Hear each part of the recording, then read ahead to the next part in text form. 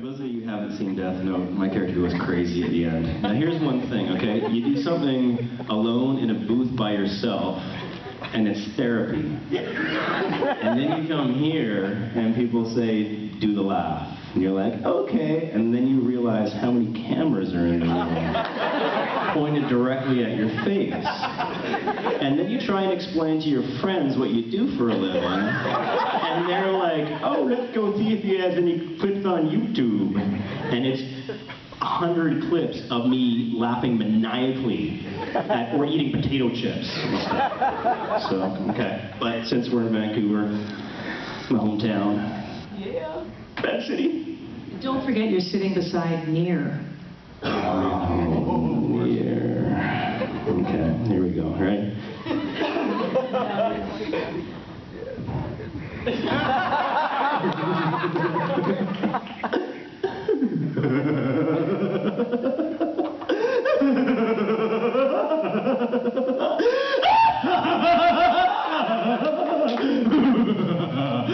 That's right. I am Kira.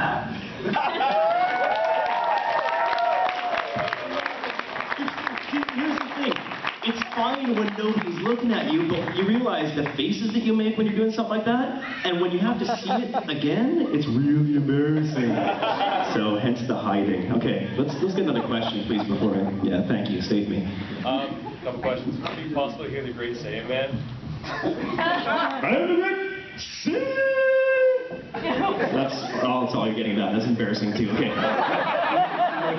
One more. No, God, you're gonna kill me. For everyone. Okay, good. Would it be possible to hear you each say a line from Black Lagoon as your characters? Oh, yeah. That's the thing. These suckers don't die that easy. Bang!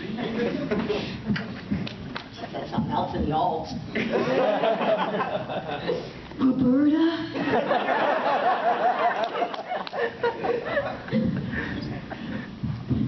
Okay, Revy. Nice and easy now. The kids are gone, right? Yep. There's more kids. Next.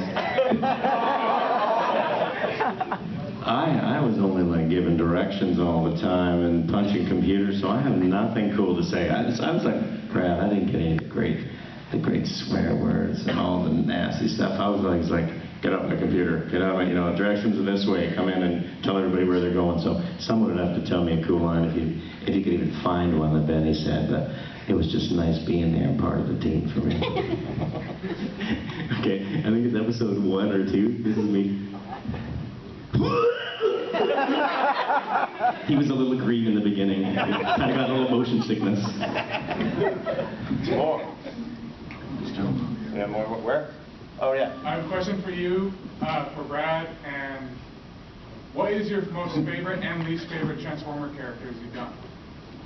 Favorite and least favorite Transformer characters? Well, since I've only done one Transformers character, I think my least favorite, and funny enough, my favorite was Kicker. Actually, he was my favorite Transformer character because I was psyched to be working on Transformers, but a lot of fans of the show hate him. So he's a lot of people, because he's a whiny little prick, but I like that. I'm a whiny little prick too. Hey, he can sense Energon. I actually do like him. Good answer. He's one of the only active human counterparts. Right? Yeah, he fights alongside the Transformers. He has a cool suit, Energon sword, and, he's a little whiny. He rides a motorcycle. That's cool. I did stuff on... figure, so I don't care. Spandex. I did stuff on Cybertron and Energon, but I think the favorite was the first one I did when I played Jetstorm on Beast Machines. That was a blast to do that guy. It was a fun character. I was working with Sue Blue, who was just a great director, so it was that show was a really good time for me.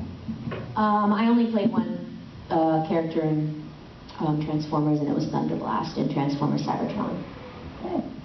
I hated her. Next question. In the white shirt, right? That was the last one. This question is for everyone. On average, how long does it take for you to get into the core of the characters that you portray? All the characters, different types of characters. It's a good question. On average, how long does it take to get into the core of them? It's kind of funny, because I know you start a series sometimes, and by the time you're halfway into it, you've kind of migrated a little bit, because we don't get an entire script. We don't get all of it up front. We get a very small piece when they cast the show. Sometimes it's one-page audition sheet. We see a little bit of it and a general idea of what they want. You come in and they go, yeah, we like Brad's voice for that, or we like Dean's voice for that, and they cast you. Then you start doing the show, and then you realize, as you're getting into it, a little more about them, and like, oh, the backstory starts to be told to you as you're moving through, which changes it somewhat, but not drastically, and sometimes they decide to go back and pick up some lines if you've migrated from what you were doing originally. But usually it's up to the director to help you get into it right off the hop. They don't want you trying to 7 episodes in, you finally found out who it is. But I think I'm probably usually a good 3 or 4 episodes into something before I'm really comfortable with what they're saying and what they're doing. Yeah, I think the process is a little longer for prelay as opposed to ADR. Because prelay, it's your voice track put down first, and then the animation is put in later.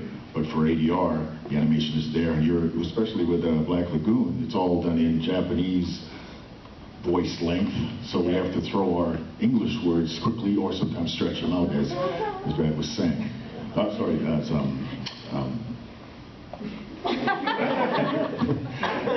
It's like, what's the question? Anyways, that's called a brain fart.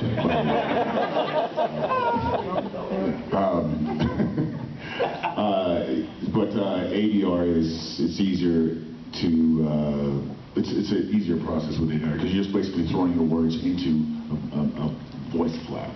We also do have, the dubbing versus the prelay stuff, we have the advantage in ADR stuff, in dubbing, of seeing great, amazing visuals right in front of us as we record. So sometimes you'll see a still picture of your character, and then, a couple episodes in, you'll see that character in motion, everything's happening around them, and that will kind of help guide your process of developing the character and whatnot. To give you a horrible example, I worked on a show called Hamtaro. Have you ever watched Hamtaro? No. And so I got cast in Hamtaro doing a certain voice, and then just seeing my hamster interact with the other hamsters and hearing the other ham voices, I kind of slowly changed my voice a little bit. So if you listen to the first episode versus the last one we recorded, they're a bit different. And partly I did that because I wanted to... Laura! Connie's here. I miss Hamtaro, man. It was fun. It was a fun show. But there were such great voices on that show, and so I kind of curved mine a little bit to fit in its own little niche within the cast. And I probably shouldn't have done that, but nobody corrected me, so yeah. Do your Hamtaro voice. In France, they say bonjour. Cupid's like an angel. If he shoots an arrow at you, it makes you all schmubby-wubby.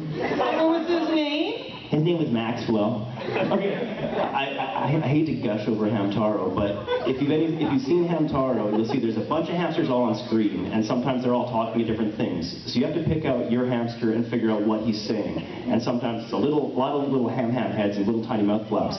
Mine was so easy because he had the biggest head out of all the hamsters, these biggest shape and ears. I'm like, there's Maxwell right there. I can see him. I played Snoozer. All he did was sleep all day. That's all Snoozer did, see? And about the developing of the characters and the time it takes and things, ADR too, I find even in Black Lagoon, when Garcia comes in, there's all this stuff that happens in between with all these other episodes, right?